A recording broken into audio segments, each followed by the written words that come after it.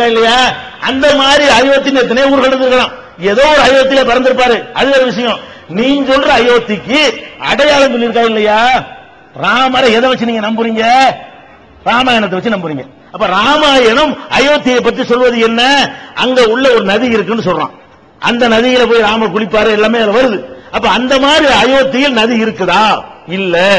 அயோத்திக்கு பக்கத்துல வேற ஒரு நதி இருக்குது, தாம்பரம் தூரத்தில் இருக்கு. 45 கிலோமீட்டருக்கு அப்பா, 25 கிலோமீட்டருக்கு அப்பால ஒரு ஆறு ஓடுது. அதான் சரையுங்கிறாங்க, இப்ப மாத்துறாங்க. இது பொய்யா போச்சு. அந்த ஊர்ல இருந்து விமானத்துல ஹெலிகாப்டர்ல இறங்குவாங்க குளிக்கிறதுக்கலாம். அயோத்தியில இருக்கிறவங்க டெய்லி குளிக்கிறாங்க, போக முடியுமா? நீராடுறதுக்கலாம். சீதையை அனுப்புறதா இருந்தா எதுல அனுப்புவான்? கார் இருந்துச்சா, பஸ் இருந்துச்சா? அப்ப நடந்தாட போகணும், பல்லக்கலாட போகணும். முடியுமா? காலையில் குளிக்க போயிட்டா 3 நாள் கழிச்சா வீட்டுக்கு வர முடியும். அப்ப அந்த அரண்மனையில குடிச்சாங்க போனாங்கல்ல, வருது. அதை பார்த்தா என்ன தெரியுது? இவன் சொல்ற அந்த நதிக்கு அதுக்கு சம்பந்தம் இல்ல. அயோத்தி ஒண்ணு அந்த ஆத்துக்கு பக்கத்துல இருந்திருக்கும். போ, இது இல்ல அயோத்தி. நீ சொல்லக்கூடிய அதான் சரையு நதி என்றால் நதி கன்ஃபார்ம் ஆச்சுல. ஊரு நவந்து வந்துச்சு, போற அங்க அங்கவே கட்டுற. இங்க ஏண்டா வர்றீங்க? உங்க ராமருக்கு இந்த அயோத்திக்கு சம்பந்தமே இல்ல. ஒண்ணு. ரெண்டாவது, அந்த சரையு நதி கிழக்கிலிருந்து மேற்கு நோக்கி பாயுதுன்னு வருது ராமாயணத்துல. இது மேற்கிருந்து கிழக்க பாய்ஞ்சிட்டு இருக்குது.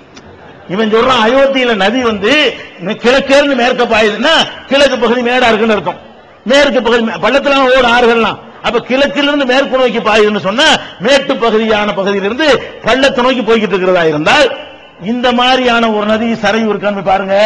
இவன் எந்த ஆற்றை 25 கிலோமீட்டர் அப்பால உள்ள இதான் சரையுன்னு காட்டுறானோ அந்த ஆத்துல மேற்கிருந்து கிழக்க ஓடுது, கிழக்கிருந்து மேற்க ஓடுது. ஆனா ராமாயணத்துல மேற்கிலிருந்து கிழக்க வருதுங்க. நேர் உள்டாவா இருக்கு. இது இப்படி சரையு நதியா இருக்கு. இடமும் பொருந்தமா இல்ல. அந்த டைரக்ஷனை பார்த்தாலும் இது நடக்கிறது என்ன பண்ணிருக்கேன்? இப்படி பிறண்டிருக்கணும் பூமி. பல்ல மேடா போயிரு, பெரிய பயங்கரமான சுனாமிக்கெல்லாம் மிஞ்சின ஏதோ ஒரு காரியம் நடந்தா தான் இதெல்லாம் நடக்க முடியும். அப்படி எல்லாம் ஒண்ணு அந்த பகுதி நடந்தது கிடையாது. சுனாமி மாதிரி நடந்திருக்கான்னு பார்த்தா அப்படி நடக்க கிடையாது அந்த பகுதி இல்ல. அப்ப என்ன விளங்குது? இவங்க பொய். அதே நேரத்தில் நேபாளம் இருக்குதுல்ல, நேபாளத்தில் ஒரு அயோத்தின் இருக்குது. நேபாளத்தில் பக்கத்தில் அந்த அயோத்தியில ஆறு ஓடுது. அது இதே மாதிரி இருக்குது. இதே மாதிரி ராமாயணத்தில் சொன்ன மாதிரி அப்படி இருக்கிறது. அப்ப நீ நேபாளத்துக்குள்ள போகணும் கரை சேவை செய்யறதுக்கு. அதனால ஒரே இந்து நானும் சொல்லிட்டு இருக்காங்க. அப்ப நேபாளத்துல தான் அந்த அயோத்தி இருக்குது.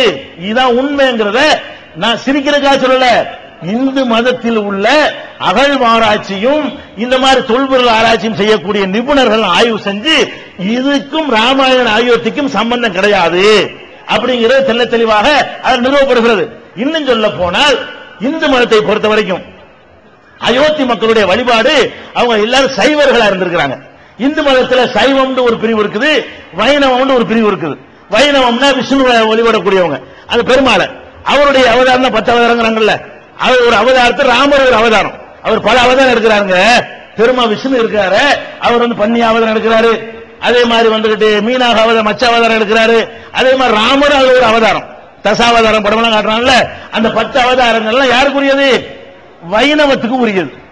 ஆனால் அயோத்தியை பொறுத்த வரைக்கும் அங்கே சைவ மத வழிபாடு தான் இருந்தது. விஷ்ணுவை அந்த மக்கள் வழிபட்டது கிடையாது. எப்ப வைணவ மதமா மாறுது என்று கேட்டா 1800 தான். நமக்கு பள்ளியாச கட்டினதுக்கு 250 வருஷத்துக்கு பிறகுதான் வைணவ சித்தாந்தம் அந்த ஊருக்கு வருது அப்படின்னு நான் சொல்லல. இந்தியாவுடைய முதல் குடியரசுத் தலைவர் இருந்தாலும் தெரியுமா? யாரு? சர்வப்பள்ளி ராதாகிருஷ்ணன். சர்வப்பள்ளி ராதாகிருஷ்ணன் தெரியுமா? அவர் சிறந்த ஒரு நேர்மையான ஒரு ஜனாதிபதி. இந்த சர்வப்பள்ளி ராதாகிருஷ்ணனுடைய மகன் சர்வப்பள்ளி கோபால், அவங்கள இந்து மதத்தில் ஆழ்ந்த பிடிப்பு உள்ளவர்கள். அந்த சர்வப்பள்ளி கோபால் சொல்றாரு, அந்த இடத்தில் ராமருக்கு ஆலயம் என்பது 18ஆம் நூற்றாண்டில் தான் வந்தது. அதுக்கு முன்னாடி அந்த மக்கள் எல்லாம் சைவ மதத்தை பின்பற்றி கொண்டிருந்தார்கள். ராமரை வழிபடுறா இருந்தா வைணவர்களா இருக்க வேண்டும். வைணவர்களை இன்னைக்கும் கூட என்ன செய்யறோம்? சங்கராச்சாரியாரு திருநெல்வேலிக்கு போனாரு, விட்டாங்களா? ஏன் சைவ வைணவ பிரச்சனை அங்க உண்டாக்கிட்டாங்க, ராமேஸ்வரத்தை உண்டாக்கிட்டாங்க. இப்ப அப்படி இருந்தா ரெண்டு வெவ்வேறு மதமா இருக்கும்போது எப்படி நடந்திருக்கு? அப்ப அவ்வளவு பேர் சைவ மதத்துக்காரங்களா இருந்திருக்கும் பொழுது 18ஆம் நூற்றாண்டில் தான் அங்க வைணவம் தலை தூக்குகிறது. விஷ்ணுவை வழிபடக்கூடியவர்கள் உருவாகிறார்கள். விஷ்ணுவுடைய அவதாரமாக ராமரை நம்புகிறார்கள். அப்ப நம்பிட்டு தானே கடவுள் கட்டுவான். கடவுள் நம்பினதான் கோயில் கட்டுவான். 1800 தான் ராமரை பத்தி அந்த மக்கள் அறிகிறாங்கன்னு சொன்னா, அப்ப இப்படி 1600 கோயில் கட்டி இருப்பான். அது எப்படி இடிச்சிருப்பான்? இல்லாத கோயில் எப்படி அடிக்கிறது? ராமருக்கு அங்க பேச இல்லையே, ராமருக்கு அடித்தளம் இல்லையே, ராமரை பத்தி நாலேஜ் இல்லை இந்த மக்களுக்கு பாபர் காலத்துல. பாபர் காலத்துல ராமரை பத்தி எந்த விதமான நாலேஜும் அறிவு இல்லாத அந்த காலத்துல அங்க ஒரு இதெல்லாம் பொய்ன்னு விளங்குதா? எல்லாம் பொய்க்கு மேல பொய்யா நிரூபிக்கிட்டு இருக்கிறாங்க. அதுக்கப்புறம் என்ன பண்றாங்க, அந்த இடத்துல தோண்டப்பட்டதுன்னு சொல்லிவிட்டு சில எங்கெங்கே கிடக்கும் பழைய காலத்து கோயில்ல உள்ளது அங்க அடியில் உள்ள கல்லுகள்லாம் தூக்கிட்டு வந்து அங்க அந்த பழங்காலத்து கற்கள்லாம் கிடக்குது, கோயில் கட்டின கல்லுன்னு காட்டுறாங்க. ஒரு என்ன பண்ணிட்டாங்க, இதை வந்து நிரூபிக்கிறதுக்காக வேண்டி இந்த சங் பரிவார கும்பல் பழங்காலத்து சிதிலமடைஞ்ச கோயில் இருக்கும்ல, அங்க உள்ள பழங்காலத்து கற்கள் இருக்கும்ல, அதை கொண்டாந்து மண்ணுக்கடல புதைச்சி வச்சுட்டு அதை தோண்டி நாங்க தற்காலிக கோயில் கட்டுறதுக்கு தோண்டணுமா, அந்த இடத்துல இந்த கல் கிடைச்சு அந்த கல் கிடைச்சு இந்த கல் கிடைச்சுங்கிறாங்க. அது போன மாதம் தான் போட்டு படிச்சுன்னு தெரியுது. கல்லு பழசா இருக்குது, இடத்தையும் தோண்டி ஆய்வு பண்ணுவாங்களா இல்லையா? அது அப்படி எல்லா நிருபங்களுமே ஆய்வு பண்ணிவிட்டு அம்புட்டு பொய்யிட்டாங்க. அந்த இடத்துல எந்த விதமான கல்லும் கிடையாது.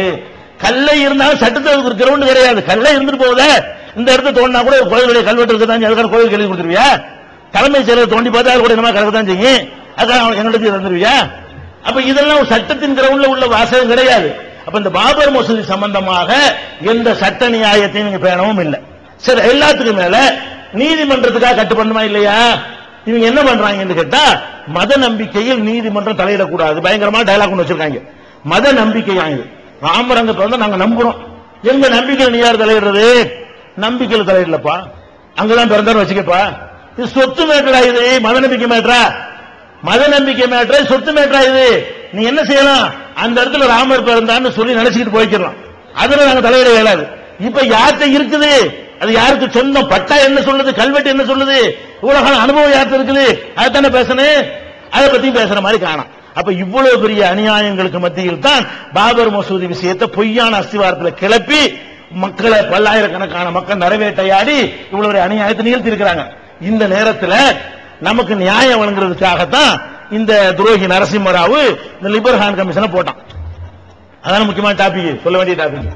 இந்த நேரத்தில் என்ன பண்றான், லிபர்ஹான் கமிஷனை போடுறான். எதுக்கு போடுறான்?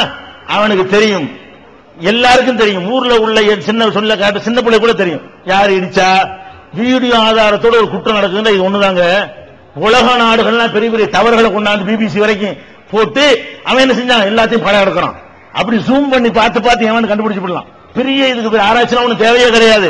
இவன் என்ன பண்றான், யாரு இடிச்சாண்டு தெளிவா தெரியும் பொழுது அவனை பிடிச்சி இந்த மாதிரி சட்டவிரோத செயல் செஞ்சாண்டு வழக்கு போட்டு உள்ள பிடிச்சி வைக்கிறதுக்கு பதிலா என்ன நடவடிக்கை எடுத்தான், இதுல என்ன சதி நடந்தது என்பதை கண்டுபிடிப்பதற்காக நான் லிபர்ஹான் கமிஷனை வைக்கிறேன் அப்படின்னு ஒரு நீதிபதியை பிடிச்சி ஒரு கமிஷனை போட்டான். 6 மாச டயத்துல நீ அறிக்கை கொடுக்கணும், 6 மாசத்துல அறிக்கை கொடுக்கணும் சொல்லி என்ன பண்றான், இன்னும் 2 மாசம், இன்னும் 2 மாசம், இன்னும் 2 மாசம், 48 தடவை. 6 மாசத்துல அறிக்கை கொடுக்கவே இல்லை. அவனு இப்ப என்னமோ புடுறான். நீதிபதி லிபர்ஹான் என்ன பண்றான், எனக்கு அது தரல, எனக்கு இது தரலங்கிறான். இதெல்லாம் பேச்சு கிடையாது. ஒரு பொறுப்பை ஏற்றுக்கொண்டால் ஒன்னும் தராட்டாலும் செஞ்சிட முடியும், அவ்வளவு எளிதான விஷயங்கள். வீடியோ ஆதாரங்களை வைத்து இந்த அறிக்கையை தாக்கல் செய்து விட முடியும், விட்னஸ்களை வச்சு தாக்கல் செய்து விட முடியும். இவன் என்ன பண்றான், 17 வருஷ காலமா எதுக்கு நரசிம்மராவ் நினைச்சான், இந்த காங்கிரஸ் கபோதிகள் நினைத்தார்கள் அப்படி மறக்கடிக்க வைக்கணும், வீரியம் இழந்துருவாங்க, மங்கிருவாங்க, நான் நாளை எடுத்துக்கிட்டே போனா மக்கள் பேச மாட்டேன், அவன் அப்படி தப்பு கணக்கு போட்டான்.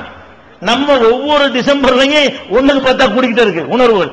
தமிழ்நாட்டில் மாத்திரம் 1993 தமிழ்நாட்டில் மாத்திரம் ஏற்பட்ட இந்த வீரியம் இன்றைக்கு ஒட்டுமொத்த இந்தியாவிலே என்ன செஞ்சது, டிசம்பர் 6 என்று சொன்னால் உனக்கு எவ்வளவு வேலை டென்ஷன் உண்டாக்கிட்டான், உனக்கு நிம்மதியா தூங்க முடியாதா, போலீஸுக்கலாம் அம்புட்டுப்பட்ட வேலையை செஞ்சு லேசு கணக்கு போட்டாங்க. 17 வருஷத்துல மறந்துருவோம், மறக்க மாட்டோம், போய் கற்ற அளவுக்கு தயார்படுத்தணும். அதுதான் டாபிக். என்ன கத்துக்கிட்டு போறோம் நினைச்சிட்டு இருக்கிறியா, நாங்கள் சில திட்டங்கள்லாம் போடணும்ல, அதுக்கு எங்க மக்களை வந்து எதுக்கும் தயார்னு நாங்க என்ன செய்யணும், வீரியமா நின்று கட்டுவதற்கு வரக்கூடிய உமாபாரதியை விட துணிச்சல் மிக்க பெண்கள் எங்கத்தையும் உண்டு. அந்த மாதிரி தயார்படுத்துறதுக்கு தான் இந்த போராட்டங்களை அடையாளமா பண்ணிட்டு இருக்கமே தவிர சோர்ந்து போறதுக்கு இல்ல. இந்த நீதிபதி லிபர்ஹான் என்ன பண்றான், 17 வருஷம் விசாரிச்சு பயங்கரமா விசாரிச்சு 68 பேர் குற்றவாளிங்கிறான். 68 பேர் தானே குற்றவாளி, நான் சொல்றேன் 6000 பேர் நான் சொல்லவா, 68 பேர் குற்றவாளிங்கிறாங்க. 68 பேர் தான் முக்கிய காரணங்கிறான். இந்த சங் பரிவாரில் உள்ள 50 பேர் லிஸ்ட் எடுத்தாலே அது 5000 10,000 சேரும். இவன் என்ன பண்றான், அந்த வீடியோ பார்த்தால அம்புட்டு தெரியுங்க, இவன் வந்து எல்லாரையும் ரிமூவ் பண்ணிவிட்டு 68 பேர் இதுல சதி செயல ஈடுபட்டு இருக்கிறாங்க அப்படிங்கிறான் கமிஷன்ல. சரி, 68 பேர் ஈடுபட்டு இருக்காங்கல்ல, என்னப்பா செய்ய சொல்ற, ஒரு கமிஷன் சொன்னா 68 பேர் குற்றவாளின்னு சொல்வதற்காக ஒரு கமிஷன். நம்ம என்ன நினைச்சோம், லிபர்ஹான் பயங்கரமா